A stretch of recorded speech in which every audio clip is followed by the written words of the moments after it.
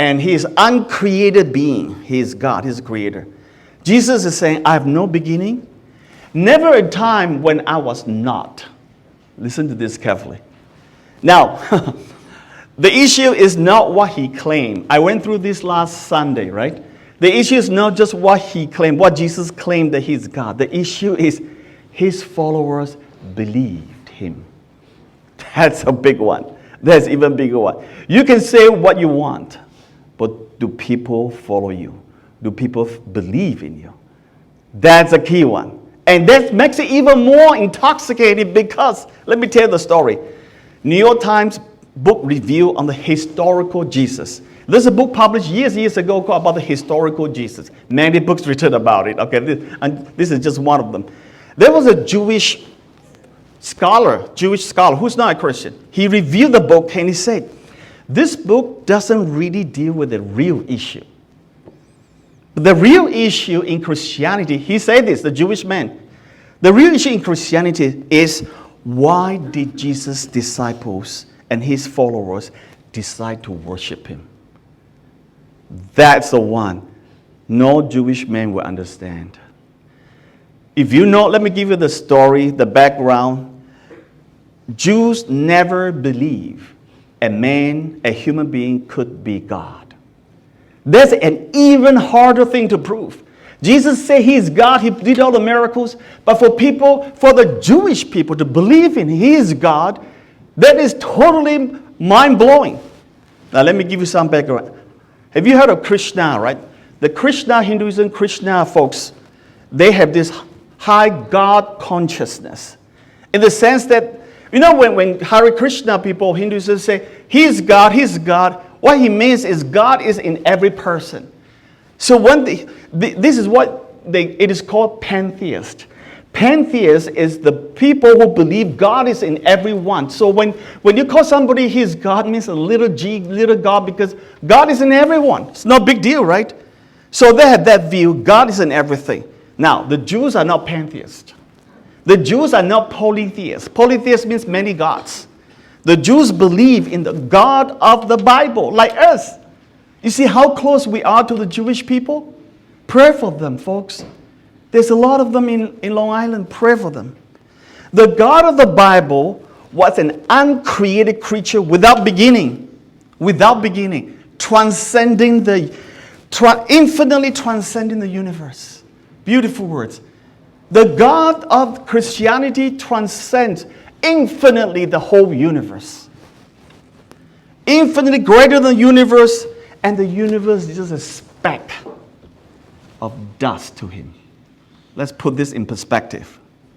Now, how do the people who lived with him, the Jewish people, Peter, James, and John, the closest people who lived with Jesus, how did they believe Jesus is God?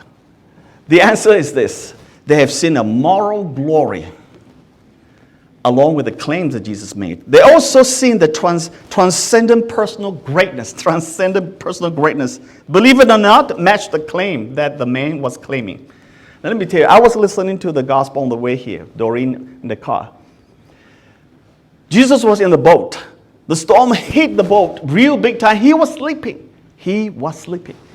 And the disciples quickly woke him up. Master, we are perishing. He got up and he just rebuked the wind. Stop, wind. Blow it. Stop right now. Boom. Stopped.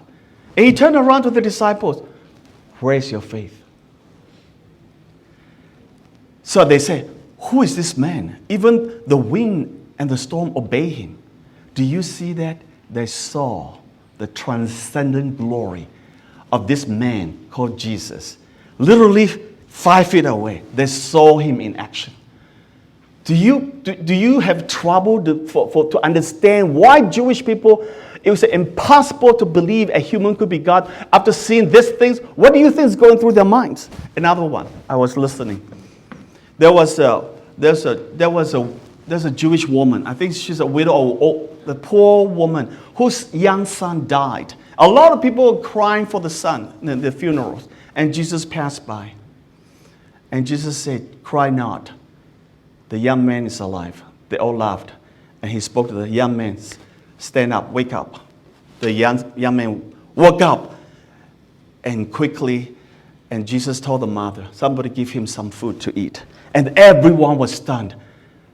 He raised a dead man. He loved. Not only raised, he loved us. They see a God man who loved us. Can you imagine, after all this thing, what is going through their minds? So, after seeing all these things, there's only one conclusion.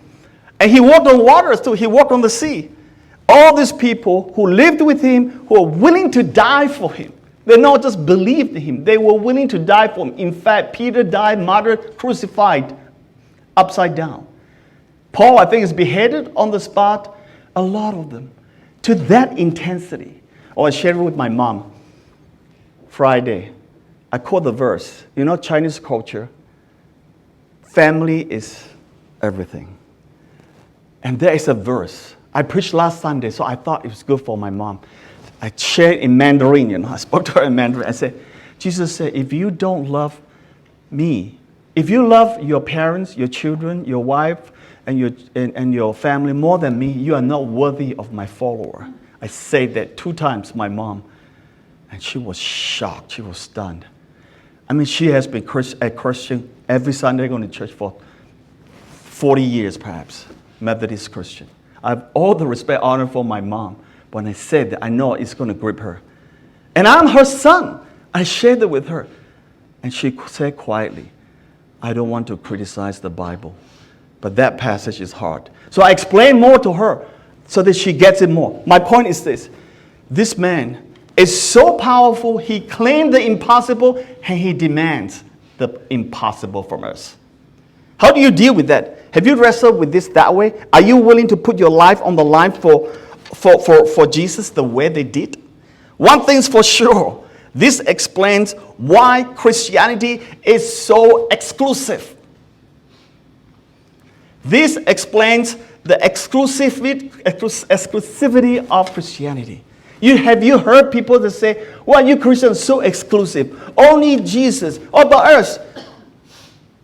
Is this fair?